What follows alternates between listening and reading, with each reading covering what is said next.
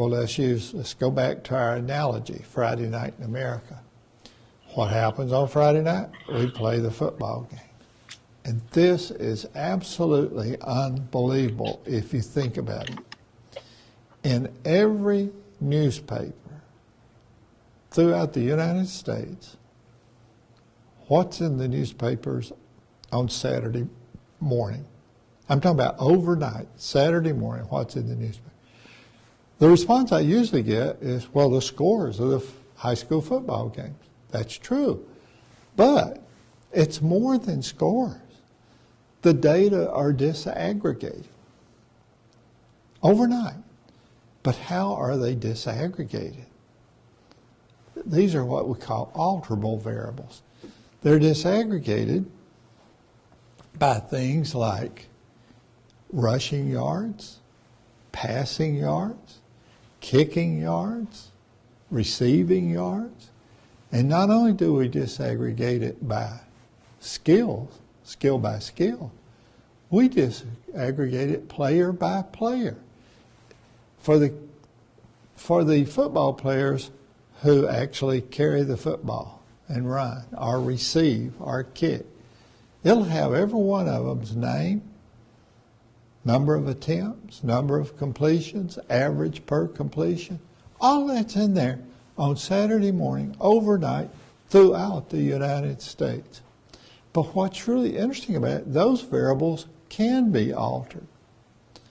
In other words, it doesn't say in the paper, white people passing, black kids kicking, poor people rushing, right? How is it reported? Here's the big point. We monitor the performance of students kid by kid, skill by skill. And so, what we do in professional learning communities is essentially the same thing. What do teams of teachers do? Teams of teachers monitor the learning of each student, kid by kid, skill by skill, unit by unit, lesson by lesson. That's quite different than in many schools, in many classrooms. Now, I think it's interesting that in sports, we try to motivate and inspire kids to perform at a high level. We don't use in sports words like minimum proficiency. When Rick DeFore, my good friend and colleague, when Rick became principal at Stevenson High School, in every course they had developed minimum competencies for every course. And I remember Rick, we talked about that. He thought that was terrible, that you would say, here's the least you have to do in this class. Here's the minimum you have to do to get by. And so they quit doing that. I don't know how many of you who are watching this have children, but I have two daughters. And I distinctly remember when my first daughter, Robin, was born.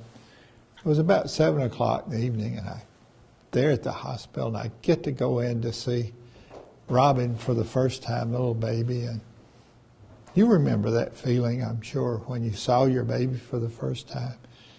I didn't look at Robin and say something like, Robin, honey, I have such aspirations for you in your life. I hope that someday you grow up and become proficient.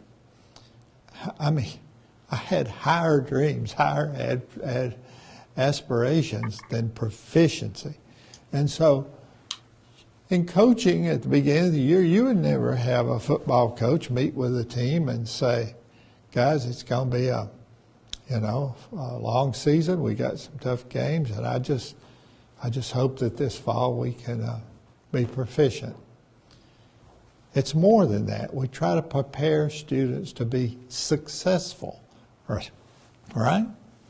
So we want to ensure high levels of learning for all kids, more than minimum levels of learning.